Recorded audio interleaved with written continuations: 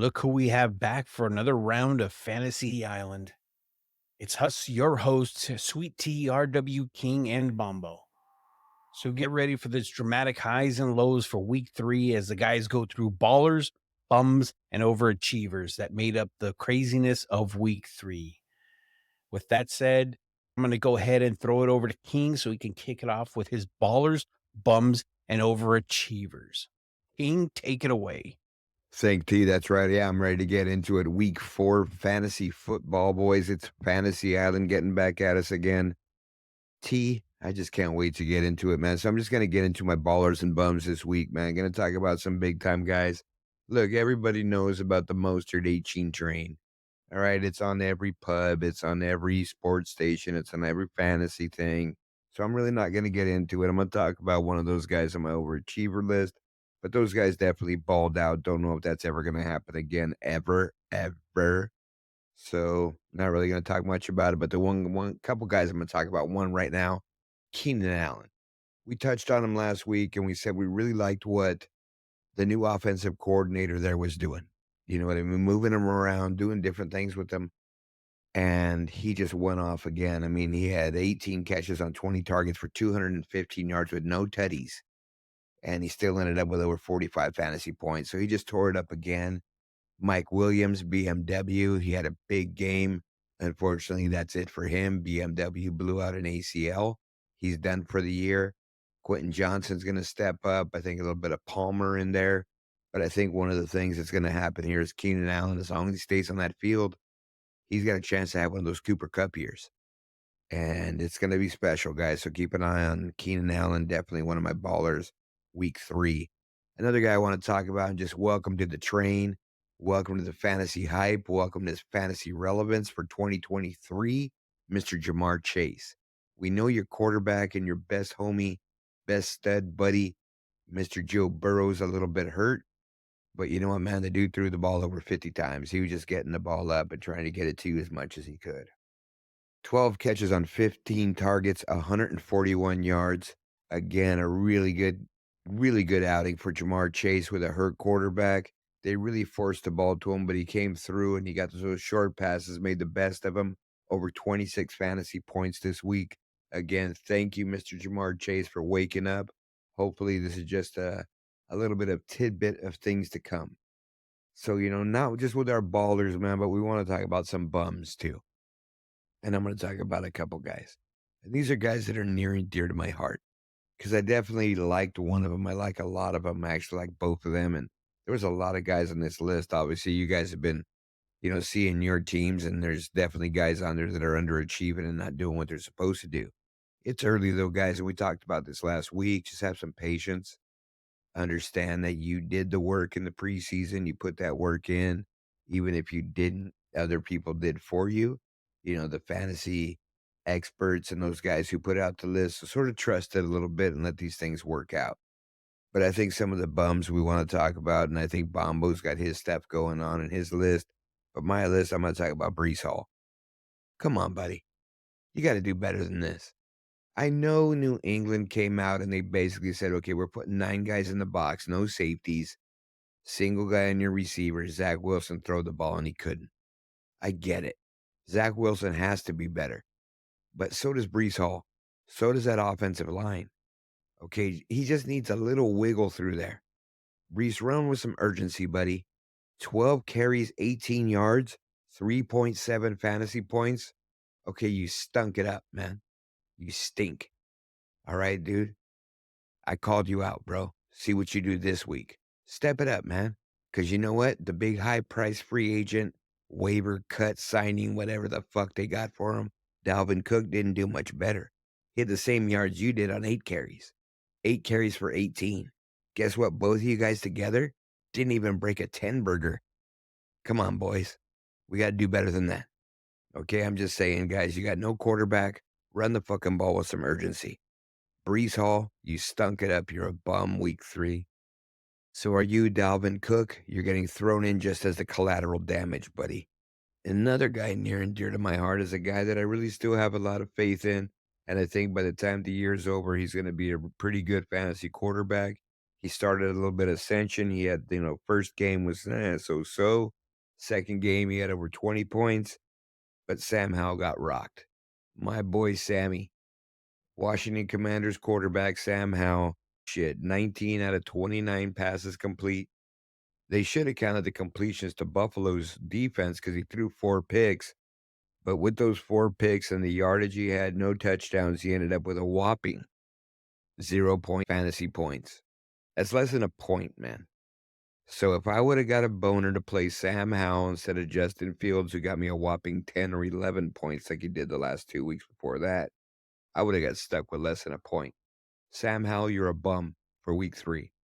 I really expect him to bounce back this week, and I'm probably going to shine him up a little bit in my fantasy matchup because I'm hoping that he has a little intestinal fortitude here and gets a little grit in his craw, whatever that is. You know what I'm talking about. But I hope he bounces back this week, and I think they have a pretty good matchup against Philly. Philly might be looking past them a little bit on a short week. I think Philly's a little banged up. They're probably a little bit gas tanks emptied. You know how the king likes to use that analogy. A couple of those guys had the flu, but we'll get into that later. Now, the last one we're going to talk about is our overachiever. And definitely our overachiever this week, week 3, was Devon Aching. All right, this kid came out of Texas A&M, big hype out of him. Coming out of the combine is one of the fastest guys in the combine. He showed that on Sunday. He showed that, but the other part of this, guys, and here's the biggest part to it, and I think Bombo might touch on it a little bit, is Denver just quit. They weren't there to play. They weren't there to do anything. They were there. They were partying the night before. It's on everybody, the coaches, the players, everybody like this. I had a couple buddies at work telling me, "Hey, man, one of those coaches is gonna get fired for that." No, he's not. It's a brand new coaching staff, brand new team. They're gonna cut players before they cut any coaches. That's the damn truth. Okay, they don't know who wants to be there. They're not sure yet. They're going through some things, so it just happened. It snowballed on them. You got a track meet running on the other side. Tyreek Hill wasn't even involved in the game, had only like a catch and a half, had 100 and something yards and a touchdown, and just took the rest of the day off. Because my boy Tyreek Hill wants to be a porn star when he retires, but that's something else we'll talk about, guys. But I'm just saying, Devon Aching, back to Devon Aching. Huge game for him. 51 points, better than 51 points in any fantasy league. He just tore it up. These fantasy leagues were just getting crushed by him. He was 18 carries, 203 yards with 2 touchdowns and a long touchdown on one. 4 catches for 43 yards and another 2 touchdowns, 4 touchdowns total. Definitely overachiever.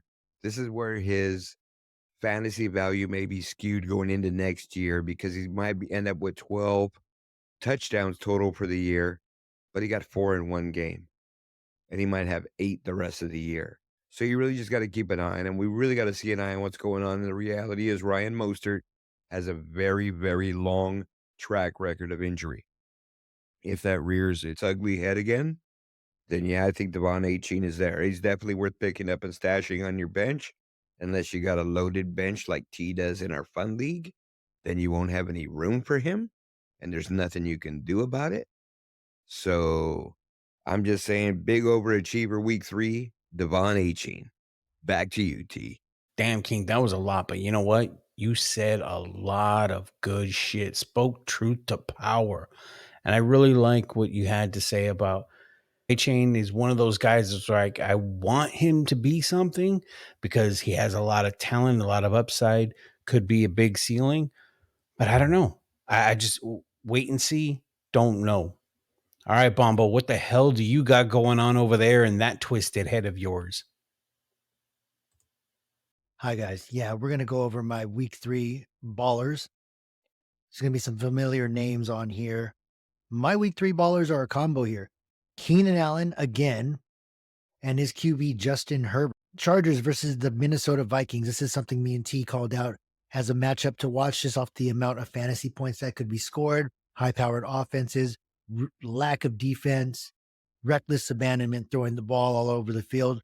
What did it turn into? Well, for Keenan Allen, it turned into 18 catches, 215 yards, and a passing touchdown. That's right, a passing touchdown. Still counts as 6 points, folks. The man throwing him the ball, Justin Herbert, had just as big of a day. Justin Herbert goes for 405 yards and 3 touchdowns. These are top performers. And I would say right now, if you can, you ride this wave, but you should be actively looking at your league mates to see if there's a deal that can be made to probably sell Keenan Allen at his highest right now. And I know what people are thinking. He's just hitting his stride. A healthy Keenan Allen is a top wide receiver, but you got to think it's for the long haul. Is there someone that's going to stay healthy in this offense? Because history has taught us that that doesn't really happen. Mike Williams just went down for the Chargers. We'll get more into that on our ER and waiver wire portion of the show. But as of right now, Keenan Allen is a top 3 wide receiver in fantasy football. Do we think he's going to be a top 3 wide receiver in fantasy football going forward? Probably not. Kudos for everything that he has done for your roster so far. But you may want to start exploring throwing out trades. Keenan Allen in a piece for Jamar Chase, Keenan Allen in a piece for a Justin Jefferson. Try to see if the Tyreek owner is willing to budge. Probably not going to budge, but you want to be big game hunting when it comes to Keenan Allen, because right now, over the past 2 weeks, all he has shown is he is a PPR nightmare. If he was in your lineup, you probably are coming off back-to-back wins, but you want to also keep reality in mind. Keenan Allen does get hurt a lot. His quarterback, Justin Herbert, finally is putting on a performance that we want from Justin Herbert, that we expect from Justin Herbert. Up until last week, Justin Herbert has put up an okay performance, a better than okay performance, and a great performance. So you want to follow the trend. Justin Herbert is definitely trending up. If I'm a Justin Herbert owner, I definitely like what I see. I like where this offense is going. I am not happy about losing Mike Williams, but it is next man up, and it's not going to stop Justin Herbert from throwing the ball 50 times a game. Be all in on Justin Herbert. He is your set it and forget it QB1, no matter what. Just worry about a bye week. Another quarterback that blew up in week 3, Tua, the tribal chief. He is doing all he can to lead the high-powered Dolphins offense against the world. Tua goes for 309 and 4 touchdowns. There was a time where everybody thought this kid was a bust. They thought that Tua was too small to play the position, didn't have the arm strength to get it out to Tyreek Hill, couldn't lead a complicated offense. All Tua is showing is that he needs to be considered for MVP of the league this year if he stays on this pace. He is the unquestioned leader of the most potent offense in the NFL right now. It still may be Kansas City, but Miami's on their heels. Tua led a 70-point explosion against the Broncos this past week.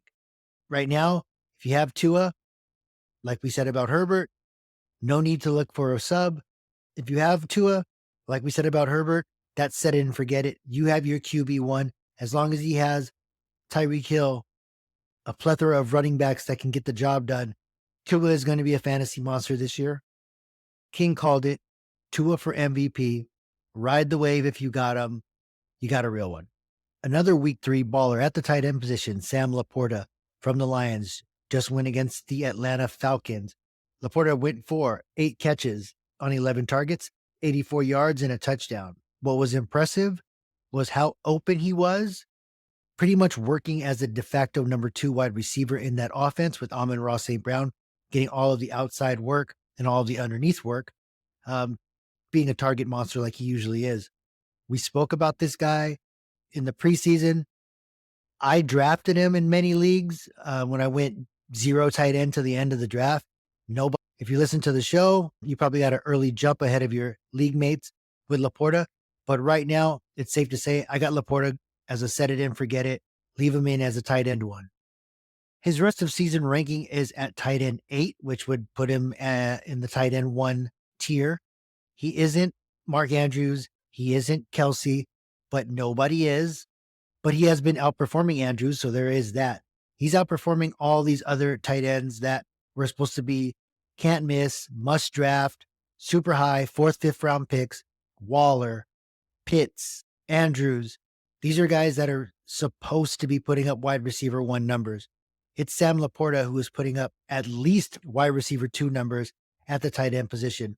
As long as he has this position in the offense and he is getting the targets, he's getting the red zone looks, and he's able to get open downfield.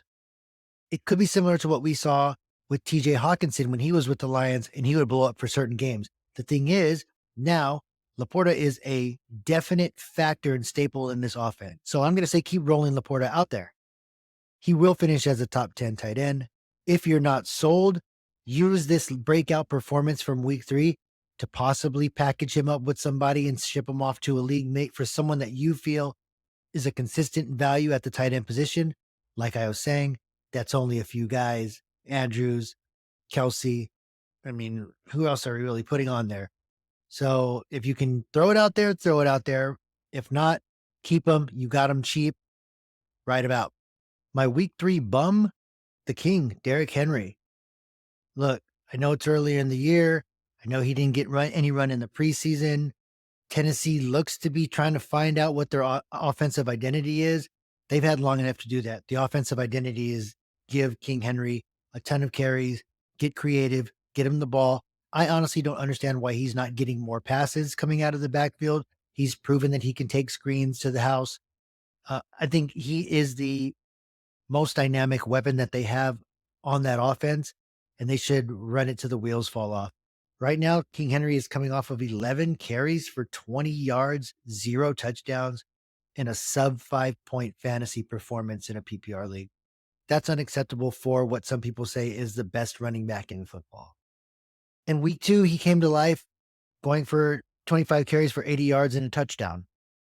At the position that you drafted King Henry, you're expecting consistent production or workhorse points, and he's just not giving that to you this year. Now, it could be teams are overloading the box because there's no threat of an outside receiver catching anything. Nobody respects Ryan Tannehill's arm. No one respects his decision making. And I'm not just here to shit on Ryan Tannehill and the Tennessee Titans. I'm just saying there is proof, visual proof, that feeding Derrick Henry works. And I don't think all of a sudden he got slow. I don't think all of a sudden he is a bum in real life. He did put up a bum performance in week 3. We're expecting more out of him. Potentially this guy might be one performance away from selling as high as you can to try to get a more established running back, or maybe a couple of pieces that can fill out your roster. At the quarterback position, my week 3 bum is Joe Burrow. Now hear me out. Joe Burrow toughed it out, dealing with that calf that's been bothering him since camp. And he toughed it out and said, I'm going to play Monday night versus the Rams, give it my all. It's a home game. They're in the snow tiger outfits. He's got to put on for his city. He went out there, made the best out of it, but it was to the tune of 259 yards and no touchdowns. So it's a sub 10-point performance. It's not what we're expecting out of Joe Burrow. He is a QB1. He should be a locked-in QB1. But as of right now, just to reiterate what King said, he just doesn't look right. Hopefully you got somebody else on your bench. Hopefully you've navigated the waiver wire and are able to get somebody that you can plug in spots when Joe Burrow just doesn't seem like Joe Burrow, because right now he doesn't seem like Joe Burrow. Jamar Chase just went off on a monster game, and Joe Burrow had a sub 10-point performance. These are the things that we expect from Daniel Jones or, some of the Mac Jones, some of these lesser quarterbacks that can support other people but not do it for themselves. With Joe Burrow, you expect the success of his receivers and his offense to translate into fantasy points across the board for him and these other players. It just hasn't lined up that way so far. I think the injury is a big deal. I think it's nagging him. King hit it on the dot. A lot of these calf injuries turn into Achilles injuries later across all sports. So it's something to keep an eye on. I'm not saying you to sell Joe Burrow, but you do need to monitor it, because if he doesn't start to have trending games that make him worth his value, it may be time to start looking elsewhere for a more permanent quarterback solution for your roster. Another week 3 bum from the tight end position, Darren Waller, the Giants. On the year, Darren Waller has 12 catches and 106 yards in 3 games that he's played the whole game in. Yes, he has that nagging hamstring injury, but he's not on the injury report. Full, clean bill of health on paper going into week 3. Week 3 against San Francisco, he did not do his part to make that offense look like they belonged on the same field as the 49ers. 7 targets, 3 catches, 20 yards, sub 6-point PPR performance. This is unacceptable for a guy who you probably drafted in the 4th or 5th round. For a guy you drafted to be giving you wide receiver 2 numbers, Darren Waller is on the verge of looking like a one-hit wonder. He had one really good season with the Raiders as the number 1 option on that team. The way I see it, if Saquon is missing time, Darren Waller should be the number 1 option, the number 1 receiver, the number 1 go-to guy for the Giants. And it's not happening right now. Daniel Jones isn't on the same page as him. I don't see the explosive releases. I don't see Darren Waller fighting to get open. It seems like he was at his hungriest that year with the Raiders when he balled out. Then he got the recognition. Then he got the bag. And it doesn't seem like the hunger's there. I want to get proved wrong because I'm a big Darren Waller fan. But if week 3 is any indicator of where this is going, Darren Waller could fall along the wayside of a streaming tight end. He may lose his job on your roster to someone like Luke Musgrave or the ghost of Zach Ertz. So keep an eye on Darren Waller's usage. Keep an eye on his numbers, because if it looks like it's not happening with Daniel Jones, there's a good chance that it isn't going to happen until you're well out of the playoffs or well out of the playoff hunt. So don't wait around for Darren Waller to become the Darren Waller that you drafted. Don't do that to yourself. Don't do that to your team. Start looking around, see if you got a Giants fan in your league, somebody, or maybe even a Raider fan, because I know you got a Raider fan in your league. You can get 5 points out of any tight end. Don't let this guy take up a spot on your roster if you can get some value for him. Hopefully, you can find the receipt, throw this back in my face and tell me I was wrong, because he just blows up from here on out. But until that happens, week 3 did exist, and week 3, Darren Waller was a bum. For my week 3 overachievers, I'm going to go Zach Moss. Zach Moss has stepped in and become the RB1 for the Colts. No JT, no Anthony Richardson this past week, who was in concussion protocol. So you had the gunslinger, Gardner Minshew, behind center as they took on the Baltimore Ravens. Zach Moss did his thing, put him at 23 points for the day, depending on your score.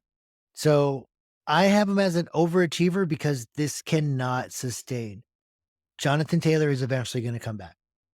And if he does get traded somewhere, wherever they're looking, whether it be Miami, the rumors of Cleveland, any of these places, they're going to want something back. They're not going to just roll out there with Zach Moss and Trey Sermon and whoever else that they pick off the street, whether it be Leonard Fournette or one of these guys. They have to have a backup plan. Zach Moss is not the backup plan, but he's making the most out of his opportunities now that he's being fed like a work. Zach Moss is coming off of like a broken arm, maybe 5-6 weeks ago. For him to step in, pretty much take Deion Jackson's job, who's no longer on the team, and do what he's doing is great to see. This is a guy that Buffalo wrote off. If you guys remember, he was traded for Nyheim Hines in a straight up deal last year, sending Nyheim Hines to Buffalo. Zach Moss went to the Colts and just got lost in their depth chart, which isn't easy to do. It's not really easy to climb the depth chart when you got possibly one of the best running backs of the last 10 years sitting right there at the starting position. But Zach Moss has come in, given this offense a spark of running game, which could open things up once Anthony Richardson gets back. And hear me out, guys. I think the Colts are a sneaky good offense. Michael Pittman's playing like a wide receiver 1, getting a ton of targets and catching everything thrown towards him. Just has to find the end zone. They're getting a lot out of Zach Moss, and they're getting a lot of push out of the offensive line, even though everybody isn't healthy on that offensive line. And add in what I believe is the most explosive element, which is a very athletic running quarterback. Colts might not be ready to tank. They might surprise a lot of teams. Zach Moss is a big reason for that. But keep an eye on when JT gets back, because once that happens, at the best, he'll be a change of pace back in a timeshare. So enjoy the Zach Moss points. You got him for free. You probably picked him up off the waiver wire when you saw Deion Jackson didn't do anything in week 1. Ride him out. Put him in your RB2 or your flex spot. Keep an eye on JT. Once JT comes back, Zach Moss shouldn't be in your starting lineup. As of week 3, he's an overachiever. That's going to go ahead and wrap up this edition of Ballers, Bums, and Overachievers for week 3. Guys, love it. You guys did great. Good call outs.